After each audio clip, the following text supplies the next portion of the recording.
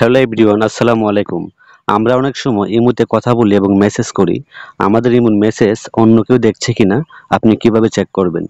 যদি আপনার imo hack হয়ে যায় বা আপনার কল এবং মেসেজ অন্য কেউ দেখে ফেলে, তাহলে এই সমস্যাটা আপনি কিভাবে সলভ করবেন এই ভিডিওতে দেখাবো।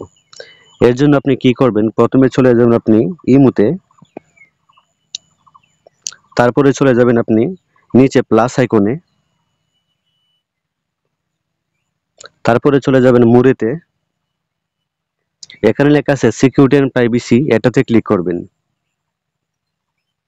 তারপর এখানে লেখা আছে ম্যানেজ ডিভাইস, আপনি ম্যানেজ ডিভাইস খুঁজে বের করবেন। আমি ম্যানেজ ডিভাইসে ক্লিক করলাম।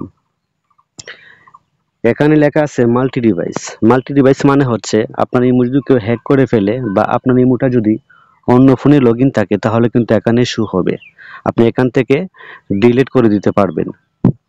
আপনার ইমোটা অন্য ফোনে যদি লগইন করে থাকে বা হ্যাক করে থাকে, আপনি এখান থেকে ডিলিট করে দিতে পারবেন। এখানে আমার ইমোটা কিন্তু অন্য ফোনে লগইন আছে, আমি কিন্তু এখান থেকে ডিলিট করে দিতে পারবো। আপনি এখান থেকে ডিলিট করে দিবেন। আমি এখান থেকে ডিলিট করে দিচ্ছি।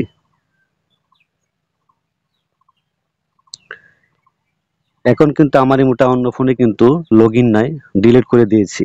আপনি এখান থেকে এভাবে ডিলিট করে দিবেন। তারপরে আপনি মাল্টি ডিভাইসটা অফ করে দিবেন।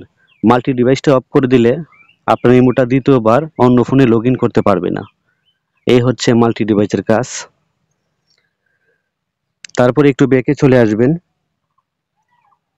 এখানে লেখা আছে লগইন প্রোটেকশন, এখানে ক্লিক করবেন। এখানে কিন্তু এটা অফ করা থাকবে, আপনি এটা অন করে দিবেন। লগইন প্রোটেকশন মানে হচ্ছে আপনার ইমোটা কেউ দ্বিতীয়বার লগইন করতে পারবে না। যদি লগইন করতে চায়, তাহলে কিন্তু আপনার পারমিশন চলে আসবে বা আপনার পারমিশন লাগবে বা আপনার ফোনে ওটিপি চলে আসবে। আপনি এখান থেকে এটা অন করে রাখবেন, তাহলে আপনার ইমোটা 100% নিরাপদ থাকবে। এখন কিন্তু আমার ইমোটা কিন্তু অন্য ফোনে কিন্তু লগইন নাই। যদি লগইন থাকে আপনার ইমোটা অন্য ফোনে, তাহলে কিন্তু আপনি এখান থেকে ডিলিট করে দিয়ে মাল্টি ডিভাইসটা অফ করে রাখবেন। তো এই ছিল আজকের ভিডিও। ভিডিওটা ভালো লাগলে চ্যানেলটি সাবস্ক্রাইব করে দিবেন, ভিডিও থেকে লাইক দিয়ে দিবেন। সবাই ভালো থাকবেন। আল্লাহ হাফেজ।